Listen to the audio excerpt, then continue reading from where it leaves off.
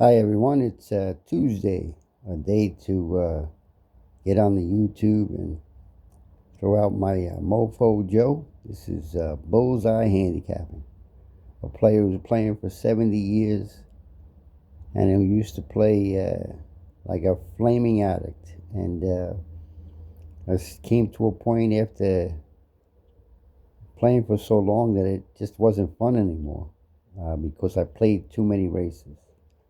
My Achilles heel, my downfall was I had to play. I had to play.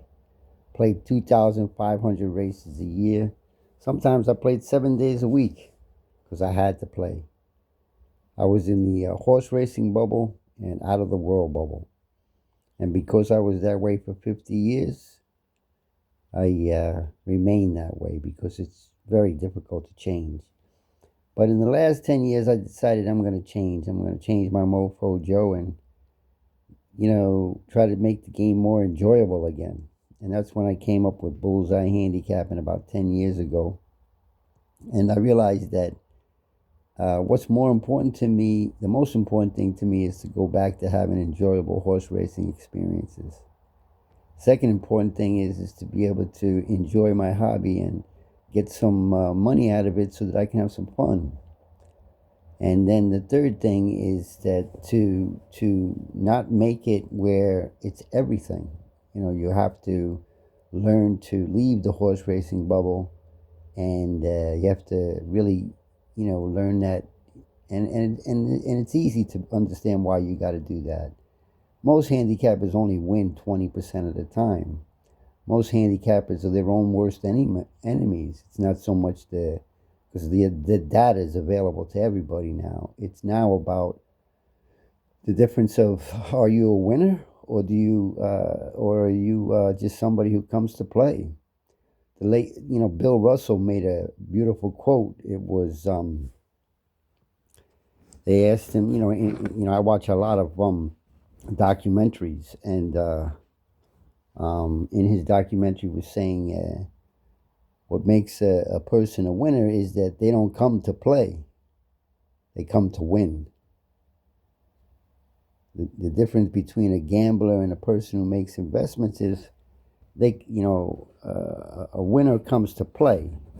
A gambler, he just wants to gamble. He just wants to play.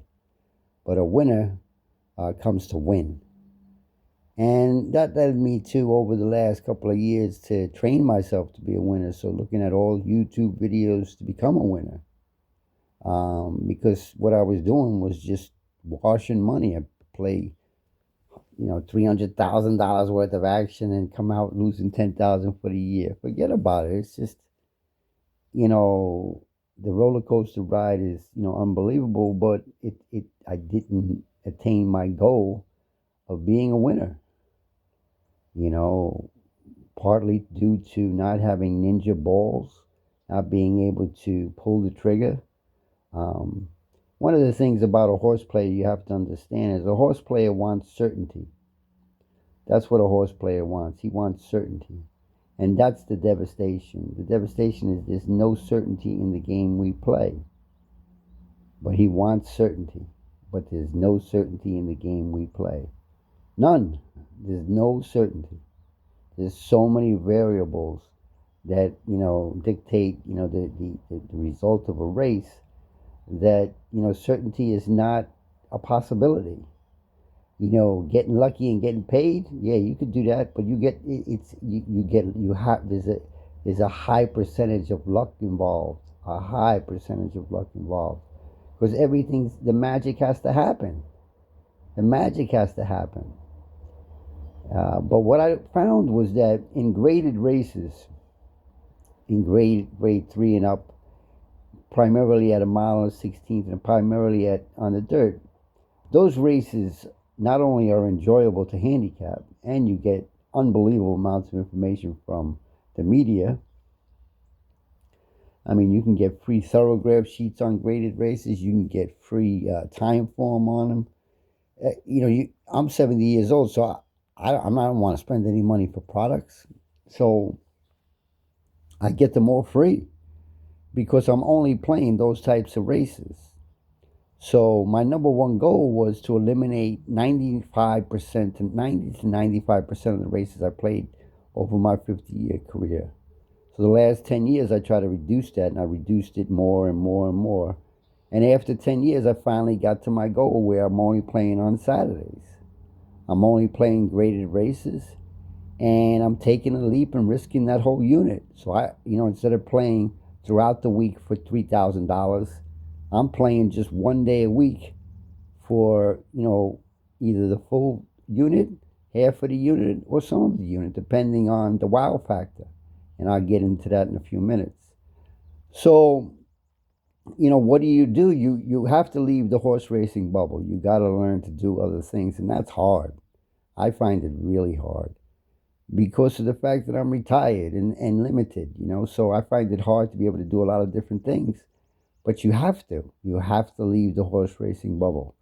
Because the problem about a gambler and a horse player, he wants to play. He wants to find a race that he can, play. He wants to play as many days as he can play.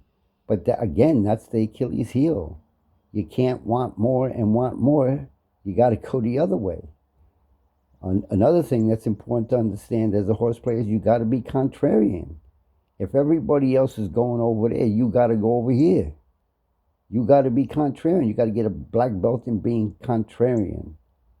You learn what everybody's saying, and then you find vulnerability in it, or you see the clarity of the fact that it's going to happen, and that's fine. But when you do bullseye handicapping and you're just doing limited one day a week, and you're limited to one or two races possibly in the day, like I think on Belmont, on Kentucky Derby Day, I'll be playing Friday and Saturday. I'll be playing the Ali Sheba, the Grade 3 Ali Sheba, even though it's 6 horses, and I'm going to be playing the on the 18th. I might play the Oaklawn Park mile and an eighth stake race, graded race. So that's where my attention is. That's where my bullseye is. It's not looking at any other race. It's not playing any other race, and that's what you have to develop. You have to become disciplined, constantly building walls to not play all of those unplayable races anyway, and you're going to lose 80% of them anyway. And that's gambling. That's just outright gambling, and that's just getting lucky and getting paid. But if you want a different approach, bullseye approach is trying to make investments in well thought out situations over time, and just playing 50 races a year, but playing them really strongly where you can make some money, but not, and only playing the race, not playing daily doubles, pick threes, pick fours. That's the big guy's game. I'm just a retired dude over here in Connecticut, and I'm leaving this world. I'm out of here. I'm gone. There's no reason to have bada boom anymore. Now it's just, be able to be comfortable, make it nice for me, have what I want for my last years, and to endure no more significant pain by playing 5 days a week and by playing thousands of races that I shouldn't even be playing. And the wear and tear on you is unbelievable. The anxiety, the amount of decisions you're making, it becomes a job. It's unbelievable. Yeah, it's a passion, so it's not a job, and it's what you do, so it's really not a big deal. At least not for me, it never was. But now I understand that, again, if I want to have enjoyable horse racing experiences, then I have to be bullseye. And bullseye can be something like, understanding that Further Ado was going to run the race he ran in Keeneland, and putting, 3,000, 4,000, 2,500 on the horse to win, and you're getting back 4 to 5. And you could see that months before. And if you're wrong, that's your unit. You didn't play, all week. You didn't play all month or 2-3 weeks, maybe. It depends. But the most important part of it all is that you have to let the bet make you. You have to first knock down all the races you're not going to play, all the races you want nothing to do with, and obviously, you want to play something that you're really good at, or you can become good at, and become and enjoy the experience of horse racing, but not a gambler. You're not trying to. You don't have to gain like passing that last race after feeling very comfortable about the horse, but then all of a sudden I wobbled, and then I wobbled again and again, and I know how I wobble because I go from being extremely strong and confident to being all over the place. Like the late Mike Pizzola said, if you're gonna stand, stand. If you're gonna sit, sit, but don't wobble. You can get better advice than that. If you wobble, it's a pass. And for me, it became a pass. Why did it become a pass? It became a pass because of the money. In my mind, the horse should have been 4 to 5. Okay, at least even money. But you had 4 horses being bet into him, and one of the horses I had at like 10 to 1. So the money said no, and then it became a pass. All the handicapping I want to do, it doesn't matter. Because the horse was dirty. He ran two. I think it was class president. Uh, 2 races were dirty, so you think, okay, he's gonna be clean today. He's gonna be nice. But then there's a contrarian thought that he also could be dirty again, and so I didn't make the investment on that race, and I would have lost, and I would have lost like Baba Boo Boo. I would like, what the fuck just happened? And then, which I found fascinating in the sense of just trying to be perceptive about the game we all love called horse racing. Cox wasn't even at the track because there was a race before that. I think he won, or they were whatever, and he wasn't at the track at all. So, and neither one of his horses who were bet by the public were bet. I think the other horse was that speed horse, the 9 or something like that. And then I'm looking at, and I'm seeing Cox is in at Keeneland today, and that blew me away. So it's amazing how many golden nugget. I mean, a trainer's not going to be at a grade 3, one of the biggest races of the weekend, and then he's someplace else. Well, then I think he's possibly winning someplace else, not there. But again, Bullseye Hand. It was a Saturday race. It was the only race I was looking at. But getting back to my thoughts presently is okay. So what I do is I go to Horse Racing Nation and I go in there and I look at probable graded stake races coming up.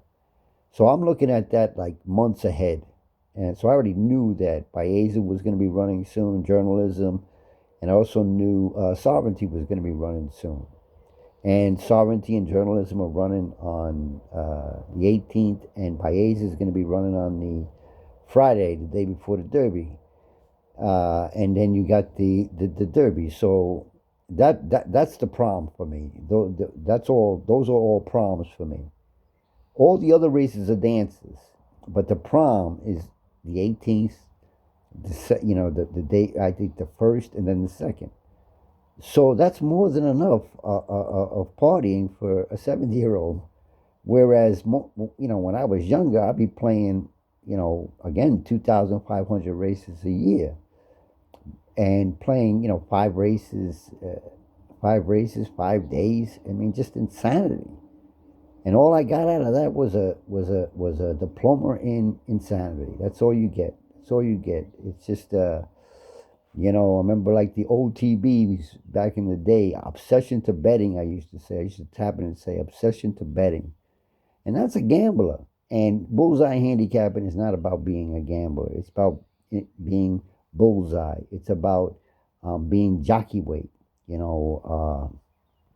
lean and mean, constantly shedding off things that you shouldn't do.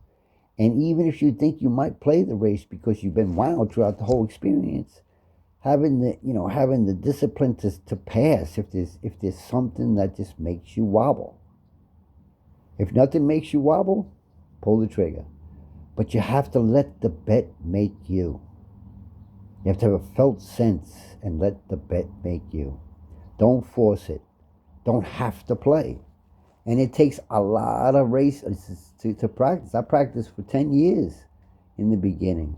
And more over the last 2 years, significantly. And over the last year and last 6 months, 3 months, like a ninja.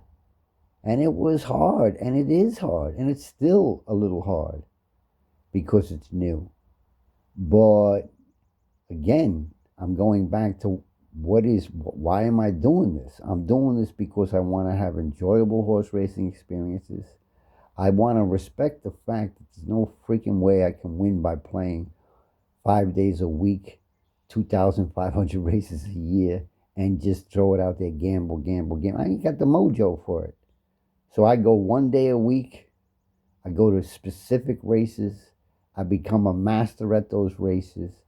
I get all kinds of data from all kinds of sources on the race. Everything you want to know is out there in the media. It's all available. It's all free. I don't got to pay anything for any of it. So once in a while, I practice just to keep myself. That's one thing you have to do if you want to be a winner. You got to keep practicing your katas. I'm a kung fu guy, and I practice every day, all the time. Same mojo, same practice, practice, practice. Because you want to see, you want to make sure you have your head solid. That's what it's all about. It's about, having a mind that's capable of making investments that can be profitable. And the only way you could do that is the bullseye handicapping approach, where you become so familiar with it that the decisions are easy and they're few. Whereas when you're a gambler, the decisions are many, and it's just crazy.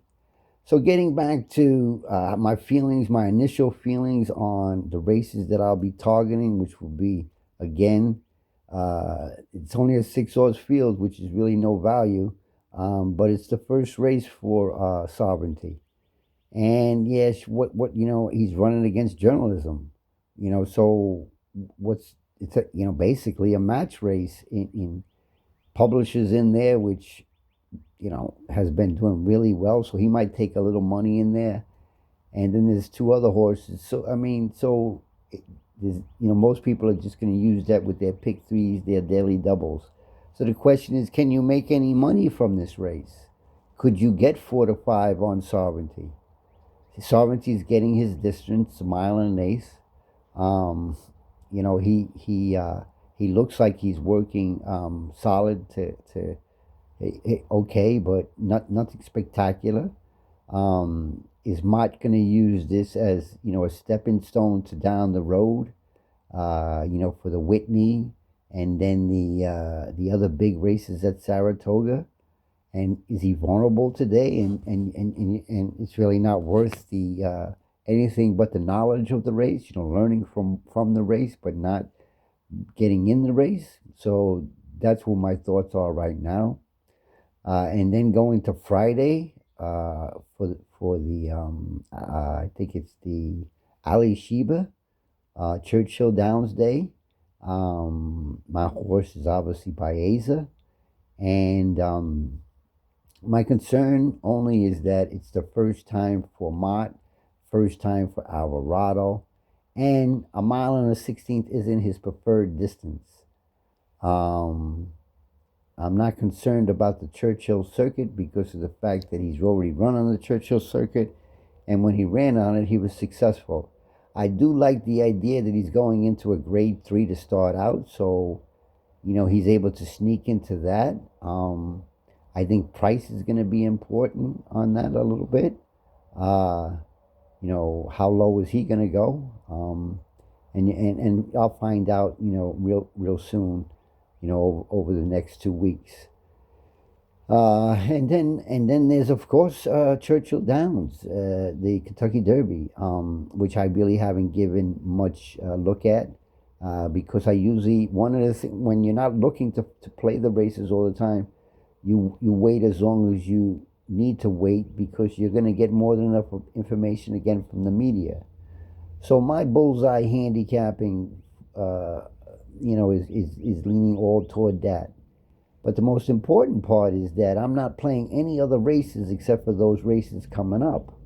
So that means that all of the if I was playing, win or loss, I'd be playing all kinds of bets in there.